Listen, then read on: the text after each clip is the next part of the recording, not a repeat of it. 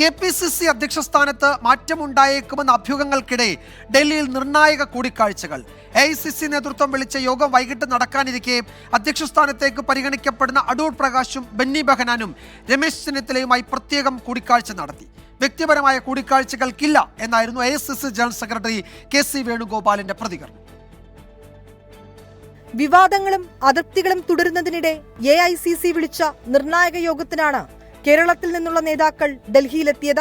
KPCC അധ്യക്ഷ സ്ഥാനത്ത് നിന്ന് K സുധാകരനെ മാറ്റിയേക്കുമെന്ന അഭ്യൂഹങ്ങൾക്കും ചർച്ചകൾക്കുമിടെ നിർണായക കൂടിക്കാഴ്ചകളാണ് ഡൽഹി കേരള ഹൌസിൽ.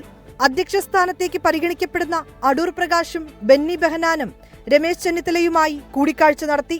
കൂടിക്കാഴ്ചയെക്കുറിച്ച് ഇപ്പോൾ പ്രതികരിക്കാനില്ലെന്ന് അടൂർ പ്രകാശ്.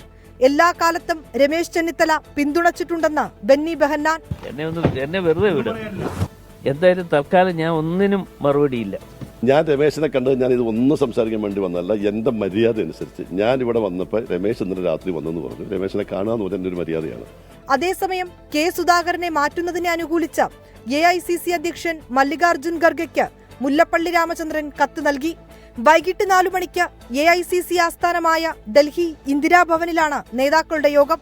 തെരഞ്ഞെടുപ്പ് ഒരുക്കമാണ് മുഖ്യ അജണ്ടയെങ്കിലും നിലവിലെ വിവാദങ്ങളും ചർച്ചയാകും. KPCC മുൻ അധ്യക്ഷന്മാരായ K മുരളീധരനും മുല്ലപ്പള്ളി രാമചന്ദ്രനും യോഗത്തിൽ പങ്കെടുക്കുന്നില്ല.